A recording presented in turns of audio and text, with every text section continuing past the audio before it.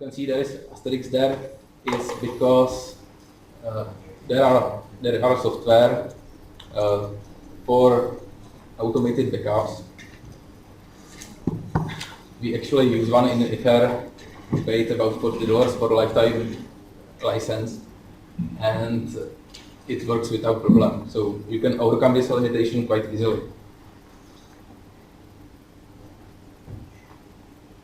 Then we have other editions of the server. The standard edition is aimed at commercial use for very large databases and very demanding applications. So this edition is paid. It has actually two payment options. Either you can pay for the server and have unlimited user accounts, or you can pay per user account. I look at some of these prices, and if you want it unlimited users, you will pay about 7,000 euro. So it's quite expensive. And if you want to pay by user, you will pay about 200 euro per user. So at some point, if you had very large application, it would be better to use the unlimited version. This standard edition has all the components, so you can use it also for analysis, reportation, better manage it. But the core works the same as the other editions. The developer edition, this is actually new edition, or there's new change, and that this edition is also free. It's intended for development and testing, so it shouldn't be used for commercial purposes. But if you want to try, maybe try the differences between Express and standard editions, you can use this developer, which is free, can be downloaded from Microsoft, and has full set of components and no limitations. Then there is also another type of database, and it is that Microsoft started offering to have your SQL database in cloud, in Microsoft Azure. We actually tried this because it was a very interesting option for us, that you would pay some price based on the database performance, and it is actually very cheap. You can buy one for €4 per month. But those databases are not very good for field of synchronization. That is because the cloud databases are usually designed so they can take low or moderate load, but all day, continuous load.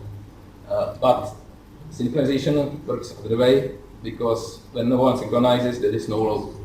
But when someone synchronizes, the tuner starts to access all the data in the database. So you have no load almost all time, but when someone starts synchronization, it goes up, and it is very high. So we tried different performance versions of these Azure databases, and it was not suitable for synchronization because it took a very long time. Is that for all databases in the cloud? Because I think you're working with Amazon. With Amazon? We actually didn't try this, but I'm not sure if Amazon offers SQL servers. Sorry, either. I'm not sure, but I think most of the cloud services will be this way, because it is designed for online applications which are not very performance hungry. But field map is different. So to show you some basic setup process. At first I have to apologize because I said this latest version is version 2016, but I will be showing 2014 because I have only Windows 7. But it's no problem because the setup is the same.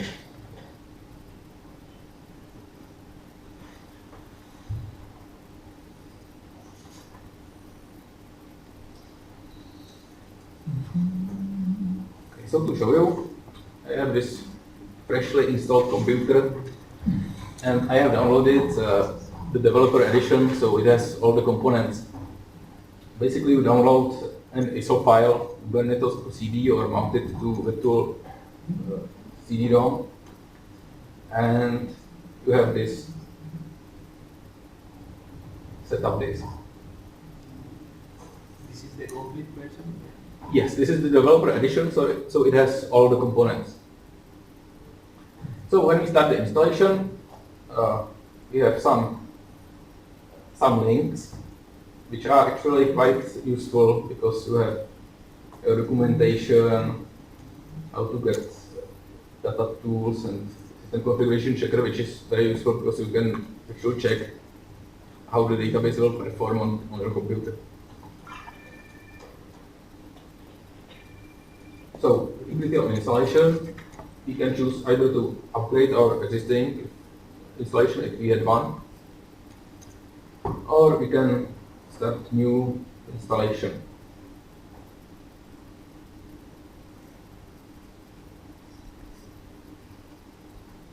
The installation takes some time, but I will speed things up slightly because I will skip the main installation process.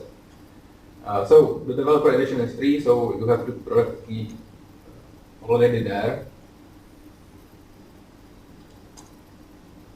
We have some license terms. Basically, these depend on the edition. This one is developer, so it has to be on production use. Actually, if you read the license terms in full, it says that you can use this for development testing and also for some pilot testing of your application. You can install it unlimited. You can have unlimited instances, and you can have these databases available on the internet. So basically, it has all the. You can do everything with this database, but you cannot use it commercially. Then we will see some checking if our computer is compatible.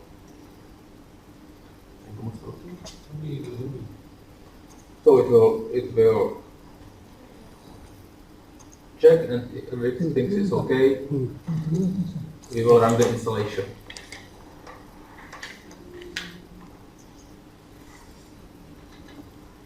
Okay, we can see here everything is fine except Windows firewall settings, which we can change later.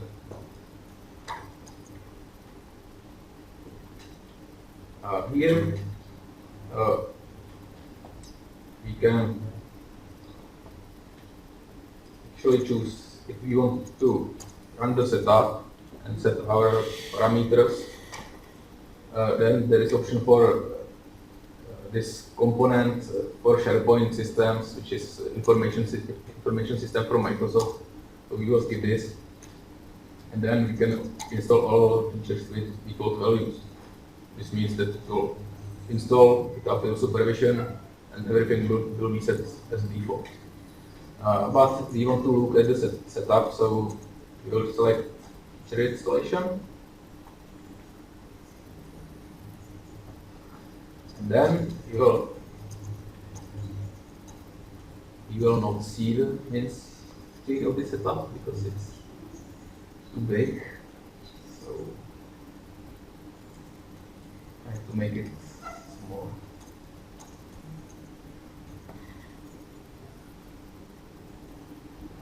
Okay, this is slightly better, but not very good.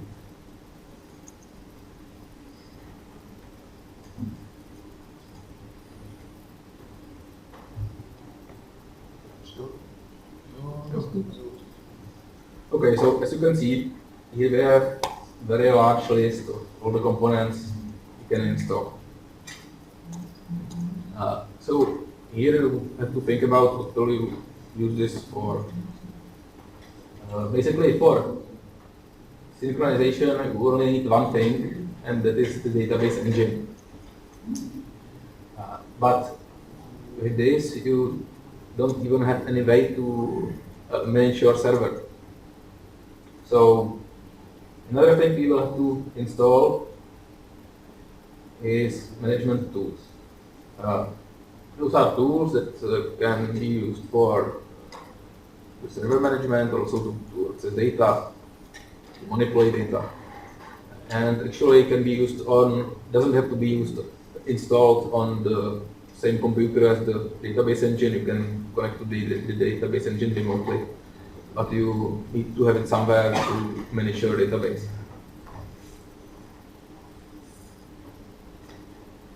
And that's basically it. If you want to run keyword synchronization, this is all we need. You can go through those components. We have some server application which is used for robust system that have to have mirror database on other servers. Then we have some tools for full text search, so you can search your database in full text. We actually have no use for this in QMap, so you won't install it. The data quality database, it's also for data checking, but those are tools that are used for very large databases and are actually used by experts. It's not very easy to use for even for me, so we'll skip this. Then we have analysis services, reporting services, some components for SharePoint, client tools connectivity, which is actually a database driver, so we will select this too. Integration services,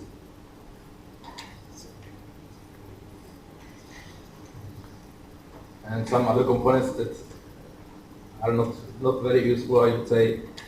If you were interested in these, you are free to install them and check them, but those are components that are used for some very specialized tasks.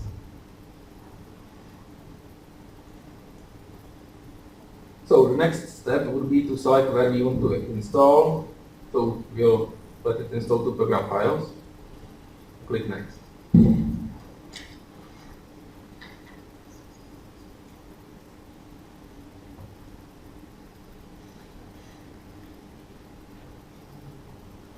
Okay, and now we can name our database. That is useful if you are installing more instances in one server. They can be named, so you can tell them apart.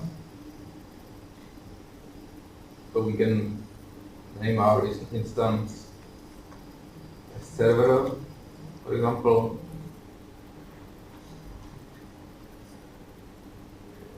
And click next.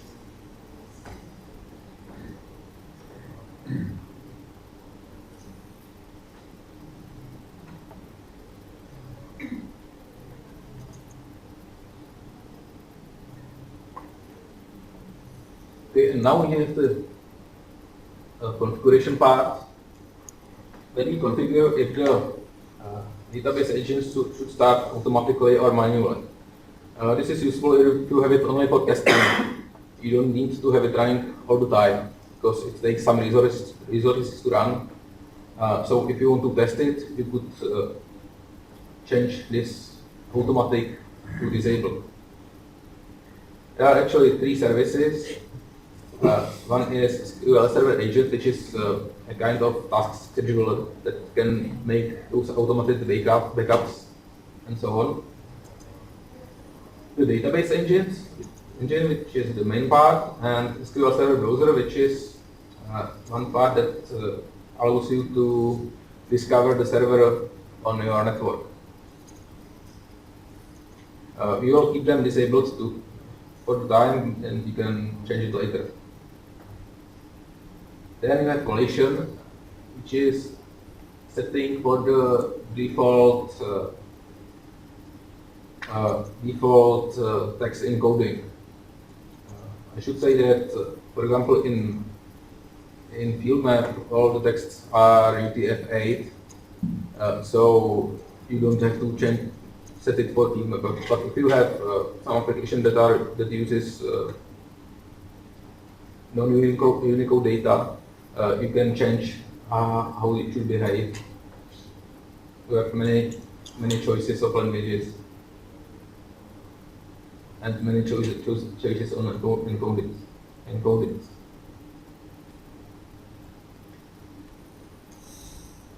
So next step will be to set the authentication mode. There are two options. The first one is option to use your Windows users as database, SQL users, SQL Server users. This is useful if you have a domain in your company or organization. But if you want some people from outside of our company to access this database, you can switch to mixed mode, which is a simple mode where you have username and password. And you will specify the main administrator password.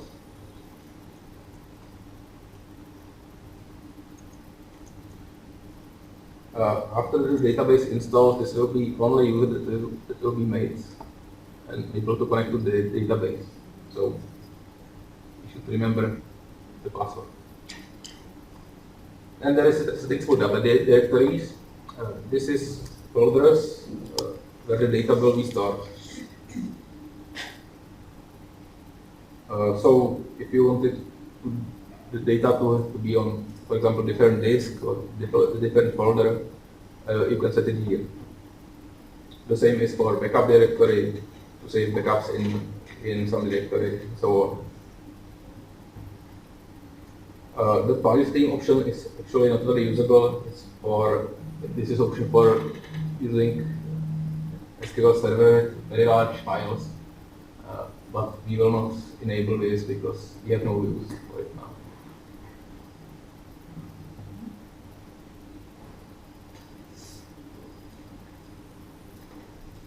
Okay, and also we have to specify at least one administrator, so we can add user. And actually we have to add this Windows user, so we will add current user.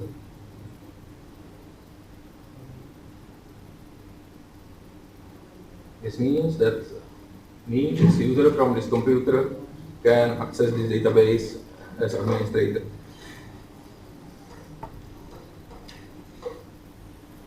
Okay, after we have configured everything, it will be ready to install, and we can start the installation.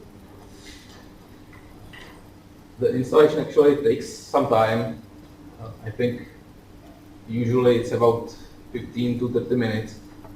So we will skip this and move to the state where the database is installed.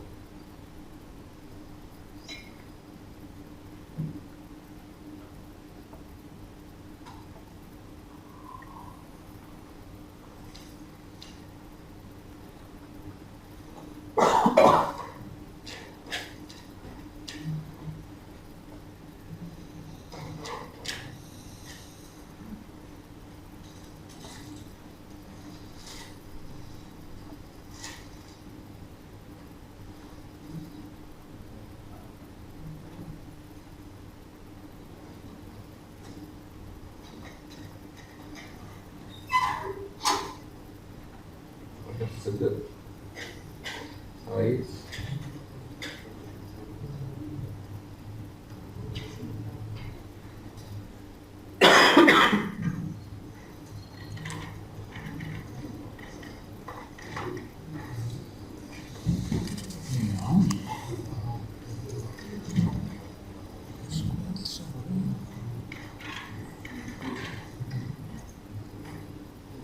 So after the installation, we can look at all the tools that we have installed.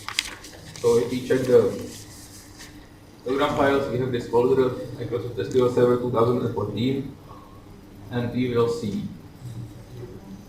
tools for import and export data, SQL Server Management Studio, and some configuration tools. Actually, we didn't install analysis services, so we have only some wizards to install it later. Another important folder is configuration tools, where configuration manager is very important tool which is actually used to start and stop the database. So if we run it, you will see some simple list where we have option to select SQL Server services, which are the services that we have installed. So you can see we have these services, the server browser, which is usable for network connection, SQL Server, which is the main database engine and should be running, and the SQL Server agent. Here we can change, we can stop, start, or restore the engine. So we need to make some changes to the settings and restart it, we can do here.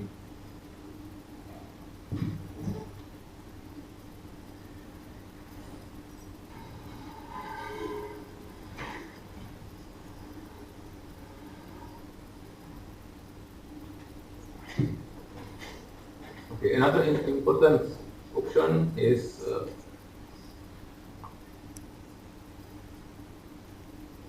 network configuration.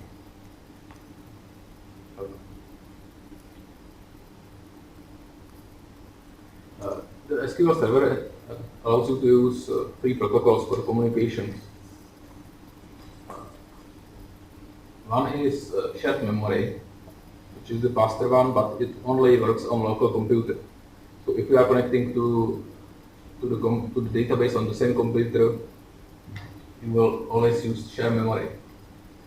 Second option is named pipes, which is actually here because of historic reasons, it's not used anymore. And the third one is connection to IP address. So this is the most common way of connecting to the database. You just have some address that you connect to. You can see that right after the installation, this is disabled. So no one is able to connect to our database. This is because you are expected to set up some rules and some users before you enable it, show it to the world basically, because anyone can access it to enable this. So here I think we can enable it now. Just enable and click apply. And you will also have to restart the server. So we have made sure that our server is running, and we can take a look at the Management Studio.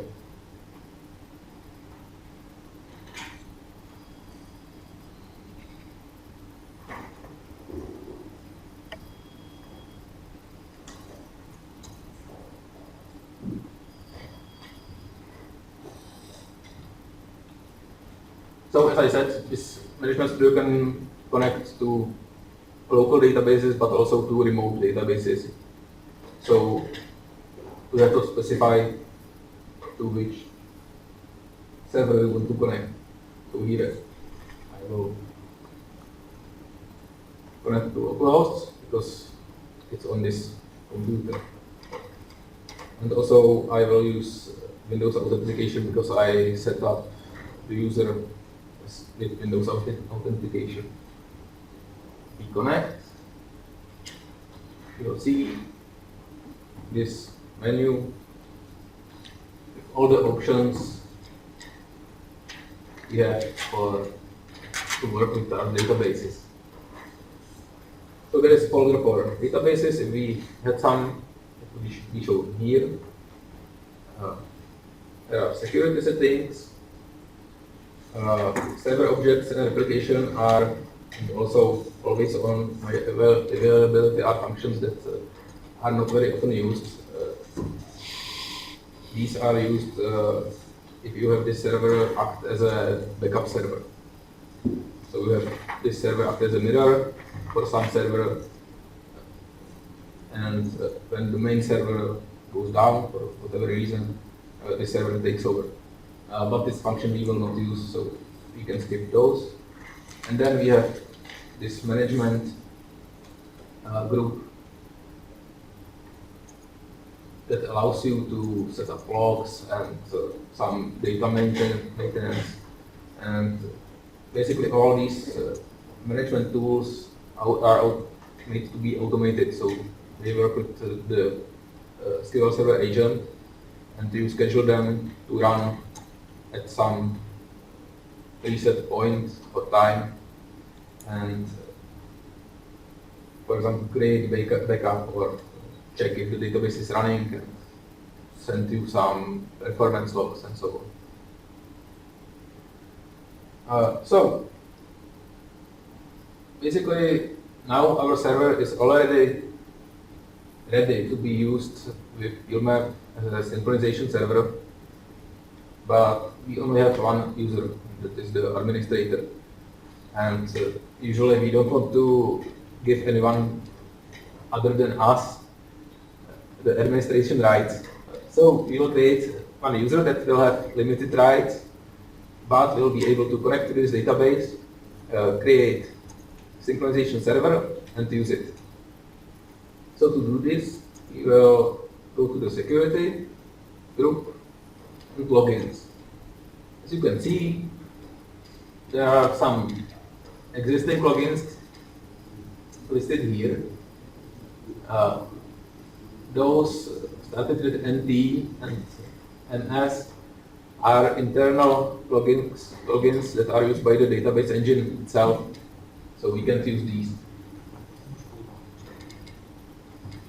Then there is this SA, which is the main administrating account that also should be used, because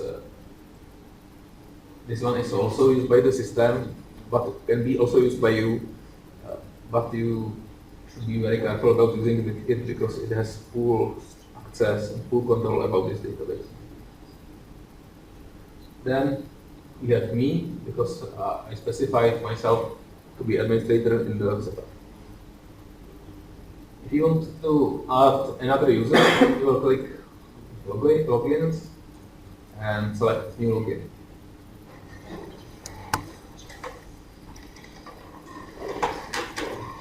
Here we have some basic options. We have login name. Then we can also choose if we will use Windows account or use password. So for this user, I will choose password and create some password.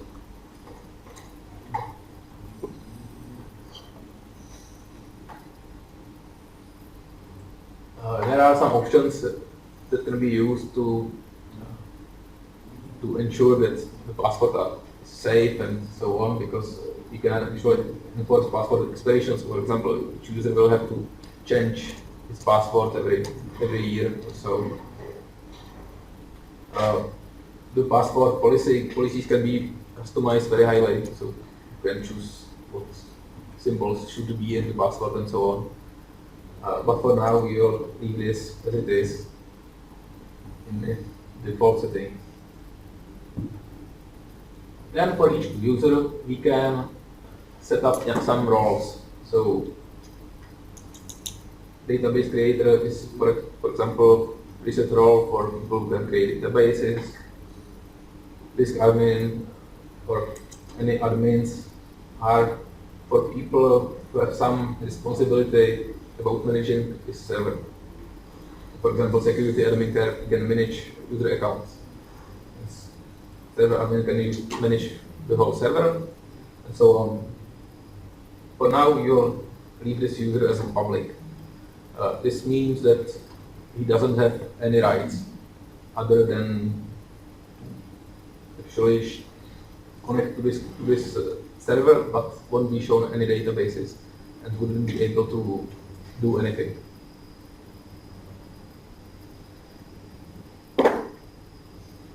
Okay, so we can click OK now and create the user.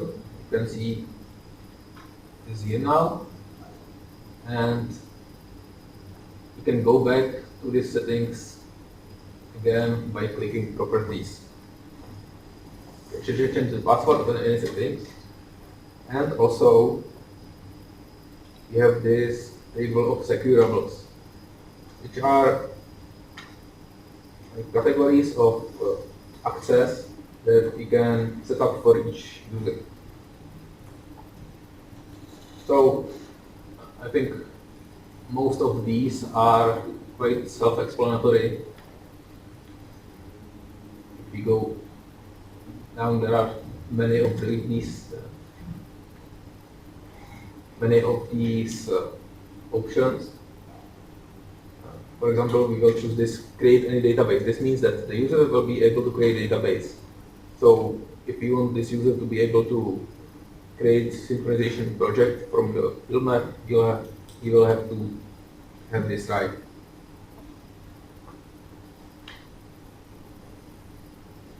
Then we have some management roles, as for example, if the user will be able to shut down the server and so on. We also want the user to be able to view any database on the server. So if anyone else creates a synchronization server, he will be able to connect to it. So we also select it. Those are the main